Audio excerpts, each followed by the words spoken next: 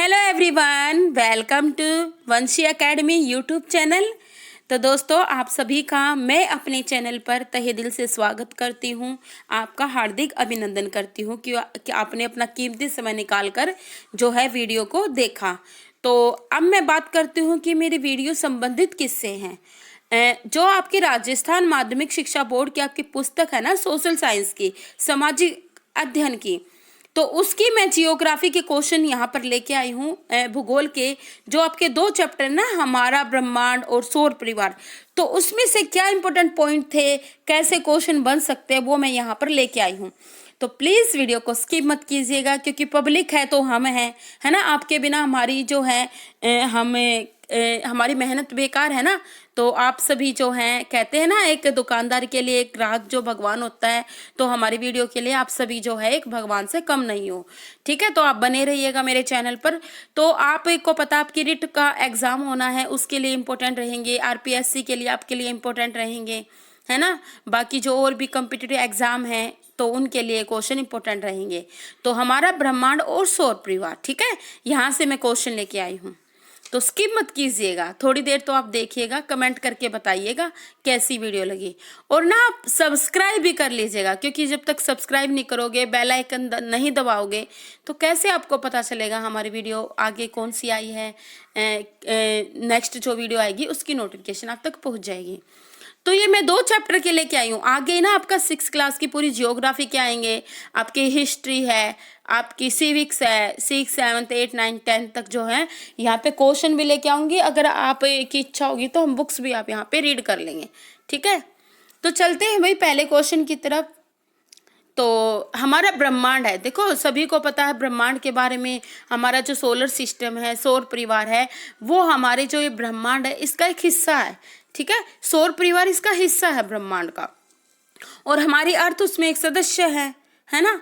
तो ब्रह्मांड क्या है, और भी ब्रह्मांड हो सकते हैं। हमारे जो दिखता है, हमारे अर्थ के ऊपर जो भी ब्रह्मांड दिखता है, जो आकाशगंगाओं से मिलकर बना है ना, हमारे सौर परिवार से जो इसमें समाहित है, तो ऐसे और भी ब्रह्मांड हो सकते हैं। सभी को पता है, प्राचीन काल से ही इसको लेकर जो है काफी रिसर्च चली आ रही है। हमारे ऋषि मुनियों ने, हमारे प्राचीन वैज्ञानिकों ने, हमारे आधुनिक वैज्ञानिकों ने इस पर क्या है, पहले भी रिसर्च होती थी और अब भी हो रही है, ठीक है।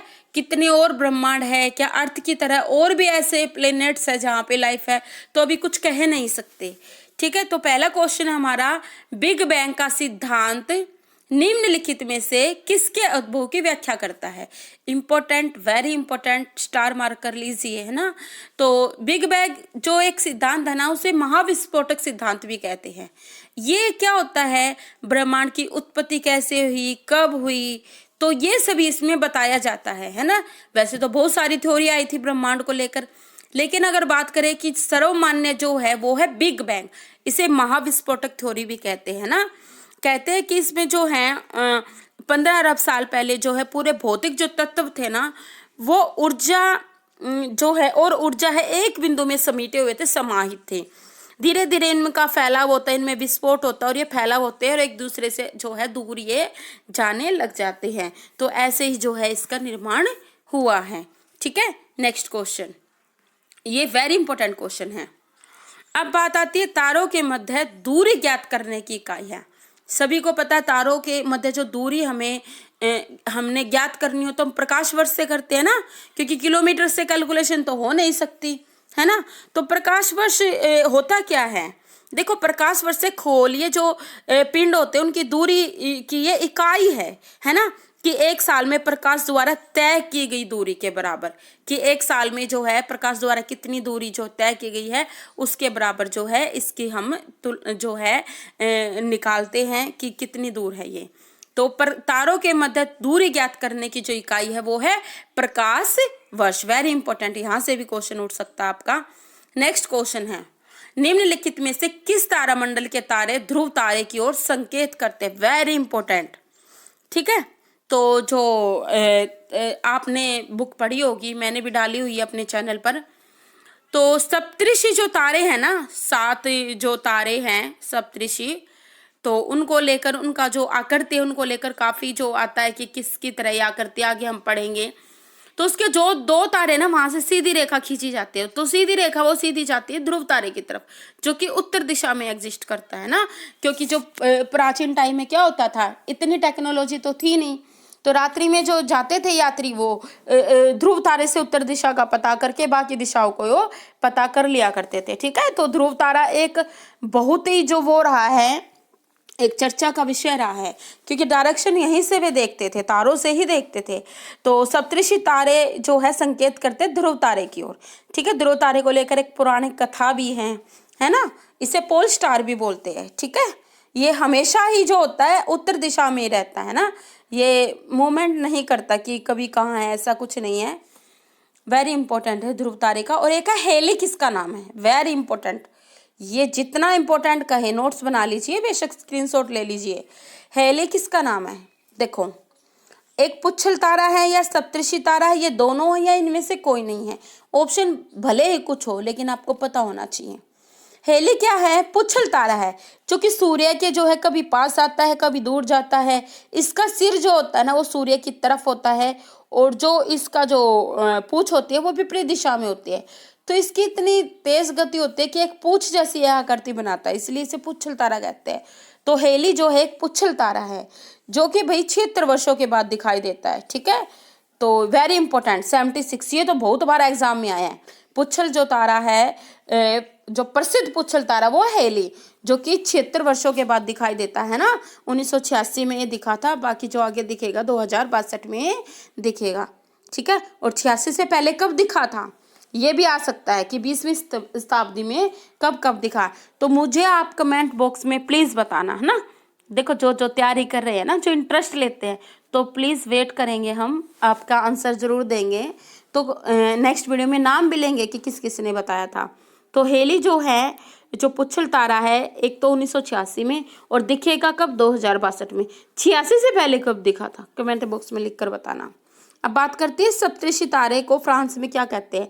ये बड़ा इंपॉर्टेंट है कि सप्तऋषि तारे को जो फ्रांस में क्या कहते हैं, आपका यूनान में क्या कहते हैं, ब्रिटेन में क्या कहते हैं, ये आपको पता होना चाहिए।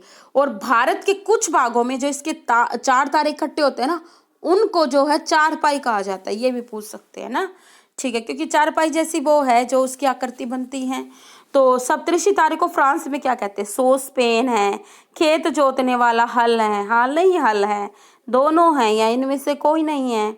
तो सॉसपेन जो हत्थे वाली डेगची अगर बात करें तो, ठीक है, क्योंकि जो इस क्या करती है वो ऐसे ही लगती है ना डेगची की तरह कि सॉसपेन हो, है ना। तो फ्रांस में इसे क्या कहा, सॉसपेन। तो हत्थे वाली डेगची, वो हत्थे वाली डेगची तो नहीं बोलते, वो बोलते हैं सॉसपेन। तो उसका हमने जो है एक तरह से मीनिंग निकालनी है, हत्थे वाली डेगची। ठीक है, सॉसपेन हो गया, है ना। तो देखो क्या क्या तारों को देखकर क्या है अंदाज़ा लगा लेते हैं।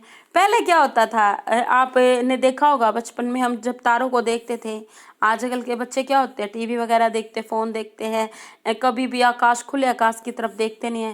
क्योंकि जब तो छत पर सोते थे, हमारे पास टेक्नोलॉजी नहीं थी, अब तो इन्वर्टर, बैटरी, सोलर सिस्टम सभी चीज़ें हैं। तो गर्मी लगती थी, गर्मियों में छत पर सोते थे। तो उस समय क्या करते थे, हमारे बड़े होते थे, दादा दादी, छत पर हमें तारों के बारे में जो बताते थे, प्रैक्टिकल हम सीखते थे, है ना। शायद आजकल के बच्चों को तो सप्तऋषि तारे का पता भी ना हो, क्योंकि ना ही तो पेरेंट्स इतना ध्यान देते, ना ही बच्चे देख पाते हैं। एक तो मूवी में फ़ोन में एनिमेशन देखना अलग चीज़ है, और उसे एक सीधा सीधा देखना, उसे ही वो अलग चीज़ है ना। तो ये तो है ही, हमें पहले पता था, हम देखते थे इनको, अच्छा लगता था। तो कोशिश कीजिएगा अपने बच्चों को भी दिखाइएगा। ठीक है, सप्तऋषि तारा इजीली आपको जो है दिख जाता है। इंद्रधनुष देखते थे ना, तो हम प्रकृति के साथ जुड़े हुए थे उस टाइम पे। तो ये क्या हत्थे वाली सॉरी, वो जो है सॉसपेन हो गया। अब बात करती है, हाँ पहले मैं बता रही थी क्या होता था, जो तारे होते थे ना उस समय क्या करते थे, खेती करते थे या रियरिंग करते थे, पशुओं की जो है पालते थे, है ना, लाइव स्टॉक हुआ करता था उनके पास। तो जो तारे दिखा करते थे ना, उनसे उनकी आकृति सोचते थे कि इनकी आकृति ये है ना, क्योंकि जो हमारे पास चीज हो गया हम उसी से तो मैच करेंगे ना। अब बात आती है सप्तऋषि तारे को यूनान में क्या कहा जाता है। ठीक है, अब बात आती है, सॉसपेन तो कह दिया फ्रांस ने, अब यूनान ने क्या कहा। तो यूनान ने कहा है भाई स्मॉल बियर। ठीक है, स्मॉल बियर जो है यूनान ने कहा। अगर बात आई खेत जोतने वाला हल, तो वो कहा था ब्रिटेन ने। ये तीनों पॉइंट आपके बड़े इंपॉर्टेंट है भाई, ये जरूर आप ध्यान रखें, वेरी इंपॉर्टेंट, ठीक है। स्मॉल बियर का है, जो कि उर्सा मेजर का इन्होंने जो भाग का है ग्रेट बियर का, ठीक है। अब सूर्य से पृथ्वी की दूरी है, सूर्य से जो है पृथ्वी, या पृथ्वी से सूर्य कितनी दूर है, वेरी इंपॉर्टेंट, 15 करोड़ किलोमीटर, है ना। देखो इतनी दूर होते भी क्या है, सूर्य जो अर्थ को प्रकाश देता है ना, जो भी चीजें है लाइफ एग्जिस्ट करती है, वो सन तो बहुत ही इंपॉर्टेंट है ना हमारे लिए, इतनी दूर से। तो सोचो, यानी कि अशांत अस्थिर है सूर्य, इतनी दूर से जो 15 करोड़ किलोमीटर से हमें जो है इतनी रोशनी दे रहा है, तो सोचो कितना शांत परमाणु संलयन इसमें होता है हाइड्रोजन हीलियम से जो है। नेक्स्ट, हेली पुच्छल तारा भविष्य में दिखाई देगा भाई 2062 में, अभी मैंने आपको बताया है ना। ध्रुव तारे द्वारा दिशा निर्धारित की जाती है उत्तर दिशा, ठीक है, ये भी मैंने अभी बताया है। नेक्स्ट, निम्नलिखित में से कौन सा ग्रह सूर्य का चक्कर 88 दिनों में पूरा करता है, वेरी इंपॉर्टेंट, बुध है, जो कि नियर है, ठीक है, सूर्य के पास में मरकरी बुध है ना, जो 88 दिनों में जो है चक्कर पूरा करता है। अब बात आती है कि सूर्य के नजदीक बुध है, एक क्वेश्चन और आता है कि हॉटेस्ट प्लेनेट कौन सा है, गर्म, वो है शुक्र। क्यों है भाई, पास बुध है, तो वो इसीलिए क्योंकि उसके उसके जो वहाँ ना CO2 ज्यादा एग्जिस्ट करती है गैस, तो वो हीट को ऑब्जर्व करती है ना, इसीलिए। तो हाँ, एक और बात आप ना एक नोट्स में जरूर लिख लीजिएगा, सूर्य से जो दूरी है डिस्टेंस के अकॉर्डिंग आपको प्लेनेट से जो है अरेंज करने हैं, वो वेरी इंपॉर्टेंट। सूरज से कितनी दूर दूर जो जो प्लेनेट्स है, जैसे कि सूर्य के बिल्कुल पास है बुध ग्रह है ना, फिर है शुक्र है, फिर है क्या है, बुध, शुक्र, फिर आपका पृथ्वी है थर्ड नंबर पर, अर्थ है ना, फिर आपका मार्स है, मंगल है, फिर आपका बृहस्पति है, फिर शनि है, अरुण है, वरुण है ना। तो ये आपको पता होनी चाहिए, कैसे भी ट्रिक भी बना सकते हो आप, बहुत सारी ट्रिक है इसको लेकर, एक आपके NCERT में भी दी गई है। तो बात है, सबसे पहले किसने बताया था कि सूर्य सौर मंडल के केंद्र में और सभी ग्रह उसके चक्कर लगाते हैं, निकोलस कोपरनिक्स ने, निकोलस कोपरनिक्स ने कब कहा था भैया, आप मुझे कमेंट बॉक्स में लिख के बताना, ठीक है, डेट आपकी मेंशन है बुक में, निकोलस कोपरनिक्स। अब बात करते हैं नेक्स्ट, सूर्य की ऊर्जा का स्रोत है परमाणु संलयन, ठीक है, परमाणु संलयन। नेक्स्ट, निम्नलिखित ग्रहों में सबसे ज्यादा उपग्रह किसके पास है, वेरी इंपॉर्टेंट, उपग्रह से क्वेश्चन आता है भाई आपका, ठीक है, सबसे ज्यादा बृहस्पति के पास, ठीक है। हमारे अर्थ के पास कौन सा मून है, एक ही है सैटेलाइट, और आपके जो है बृहस्पति के पास जो है वो सबसे ज्यादा उपग्रह है भाई, सबसे बड़ा भी ये प्लेनेट है, ठीक है। सूर्य की दूरी के अनुसार पृथ्वी कौन से नंबर पर आती है, तो सूर्य जो है वो तीसरे नंबर पे आती है, पहले आपकी बुध हो गया, शुक्र हो गया, वीनस आपकी मरकरी, वीनस और अर्थ, ठीक है। अगर साइज में बात करें तो 5वें नंबर पे है अर्थ, अर्थ के बारे में पता होना चाहिए। अब है टाइटन किस ग्रह का उपग्रह, वेरी इंपॉर्टेंट, एग्जाम में आया हुआ, ठीक है, वेरी इंपॉर्टेंट। टाइटन जो है शनि का है ना, शनि का ये उपग्रह है टाइटन, ठीक है। भारत में बढ़ते चांद के पखवाड़े को क्या कहा जाता है, आपको पता है चांद ना एक महीने में जो है पूरा गोल दिखाई देता, पूरा निकलता है पूर्णिमा वाले दिन, पूरा गोल, ठीक है। जब ये बढ़ता हुआ होता है तो इसे बोलते हैं शुक्ल पक्ष की पूर्णिमा आने वाली है। अमावस्या में क्या होता है, बिल्कुल ना के बराबर चांद हो जाए, निकलता ही नहीं है ना, अंधेरा ही अंधेरा होता है, तो फिर ये बढ़ता जाता है, फिर पूर्णिमा आती है, उसको बोलते हैं शुक्ल पक्ष। फिर उसके बाद जो अमावस्या की तरफ जाते हैं, घटते चांद की तरफ जाते हैं, उसे बोलते हैं कृष्ण पक्ष, वेरी इंपॉर्टेंट, ठीक है।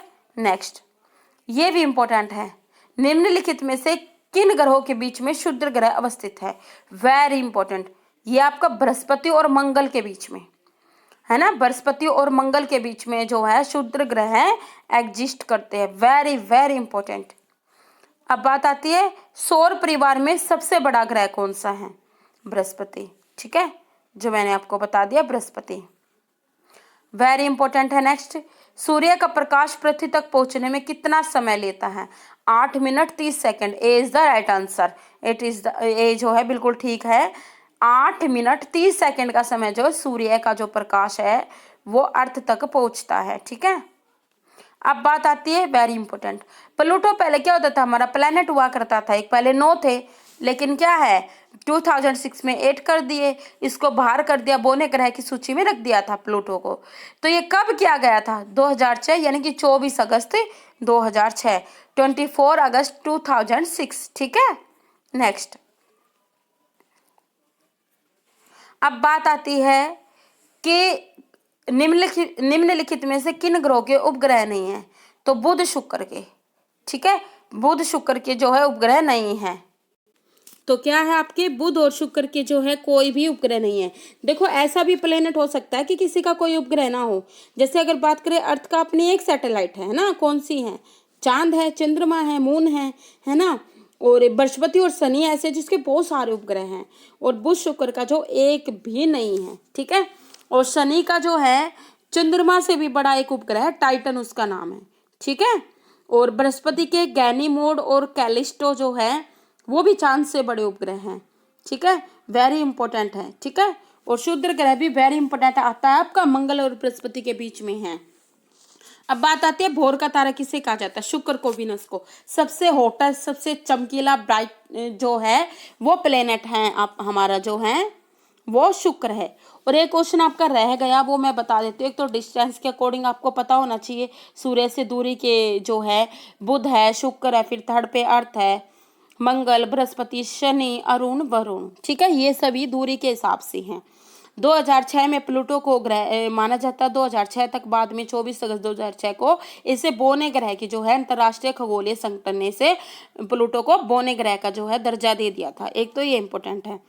एक है आपका बुध, शुक्र, पृथ्वी, मंगल ये आंतरिक ग्रह कहे जाते हैं, आकार में बड़े छोटे हैं और घनत्व बड़ा है, ठीक है। तो ये चट्टानों से बने हैं, बुध, शुक्र, पृथ्वी, मंगल आंतरिक ग्रह।